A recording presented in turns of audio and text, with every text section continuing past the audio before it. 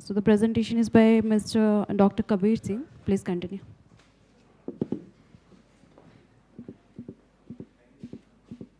Good afternoon, everyone. So today I'll be presenting a seminar on the topic Pehla Chala Do. Pehla Chala Do.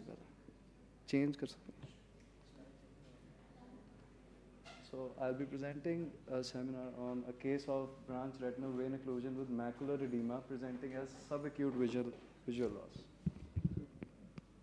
So firstly, branch retinal vein occlusion is a common retinal vascular disease characterized by the obstruction of a branch of retinal vein leading to significant visual impairment. It primarily affects middle-aged and older adults, often presenting with sudden vision loss in one eye.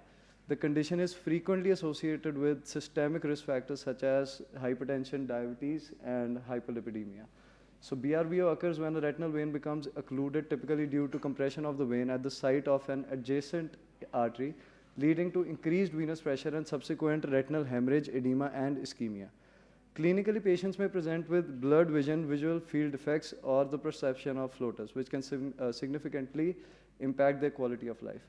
This presentation will highlight a case study of a 50-year-old female diagnosed with BRVO, exploring the pathophysiology, clinical features, management options, and the importance of early intervention in optimizing visual outcomes. So understanding BRVO is essential for healthcare providers to implement preventive measures and improve patient care in this condition.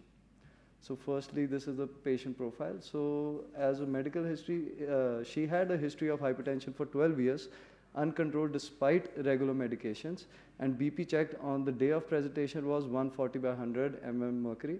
She had no history of diabetes, no history of hyperlipidemia, no history of smoking, no history of coagulopathies in the family, no history of cardiovascular disease or the use of OCPs, no recent trauma or surgery, and no family history of any retinovascular diseases.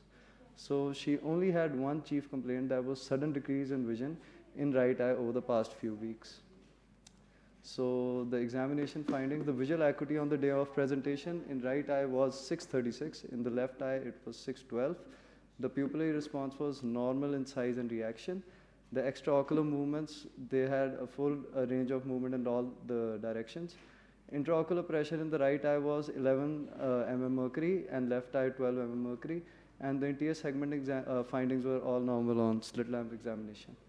So on fundoscopic examination in right eye, the patient had retinal hemorrhages, both superficial and deep. Macular edema was present, and there was query of neovascularization. In the left eye, there were early hypertensive grade 2 changes present.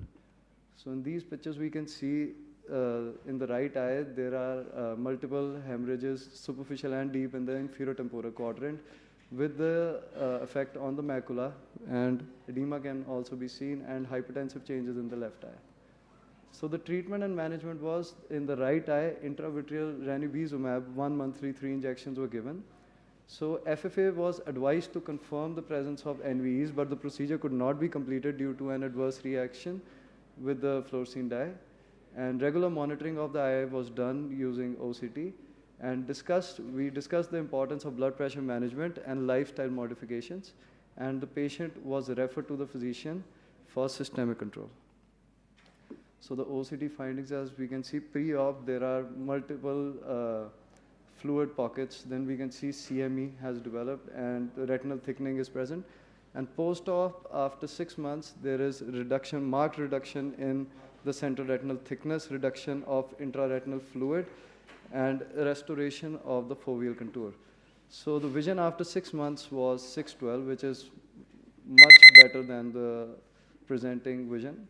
And the blood pressure, which was earlier uncontrolled, was now 130 by 80. So this case, Ms. Sushila's case underscores the critical need for early intervention in retinal vein occlusions to optimize visual outcomes. Continued research and education are vital to improving patient care. So the two main points are early diagnosis of BRVO is crucial because timely intervention can help prevent irreversible vision loss. BRVO can lead to chronic macular edema and ischemia, which can cause permanent damage if left untreated. It is equally important to diagnose and treat the underlying systemic illness, which in this case was uncontrolled hypertension.